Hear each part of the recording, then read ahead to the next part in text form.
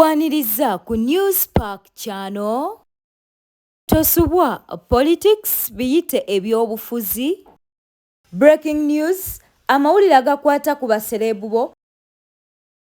Tewerabira ku likinga, ku subscribinga na ku sharinga.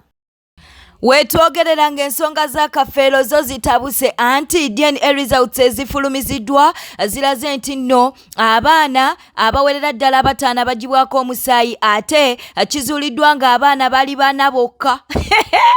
Gamba nti kawedde mudda abaana bana boka ne mwene Saala zibadde ku Swazi mwana wa Kafeero ate nga munnange ne Solomon naye mwana wa Kafeero kakati ate Nagawa Elizabeth naye mwana wa Kafeero tuyinawo ne Kafeero Bendikito naye munnange azuuliddwa nti no mwana wa Kafeero kakati omuwala oli gwe mubadde mutera okulaba eri munnange gye baaziika Kafeero DNA erabika emuwandudde ate nga munnange noono bulijjo gwe musabirira okuba nti no abeera nga mwana wa Kafeero DNA muwandude omusike yateekebwako ayitibwa Martin Kafeero naye DNA emuwandude n'abaana abalala munnange kubanga abaana 25 bwe kibanga bazuddeko abaana bana bokka abaana abalala abawerera ddala 21 basuuliddwa oba DNA munnange ebawandudde.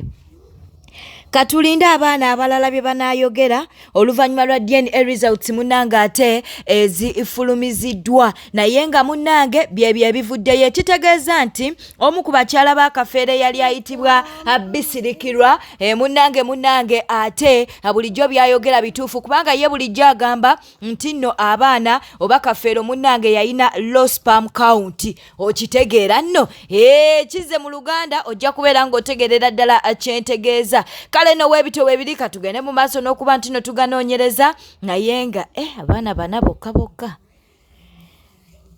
abaana 21 kati maama bagenda kugamba batya bamaama baabwe ye bagenda kubabuuza nti munnange bataata be baliwa kubanga abamu bamaama baafa nadda. Kitegeeza omugenzi teyali mwenzi nnyo naye yali mwenzi naye ndowooza teyali muzaaze. Bannange ensonga bwe zityo bwe ziri. Balabala ya gavumenti eyawandedde gyemuyita eyawandedde. Strongly support the proposition that the late Paul George Kafeero is the biological father of Nagawa Elizabeth Kafeero Ben. Nagawa Elizabeth ewandedde yabagambye mwana wa Kafeero. Kafeero Ben bagambye mwana wa Kafeero. Kafeero Simon Peter. And Kafeero Thomas. And Kafeero Thomas. Bana bana.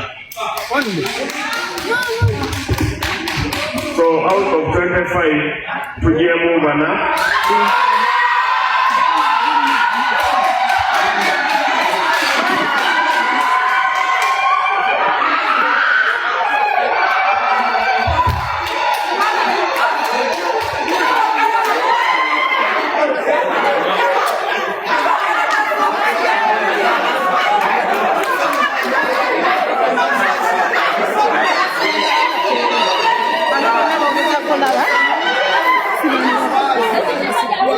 Bano ba Kafeero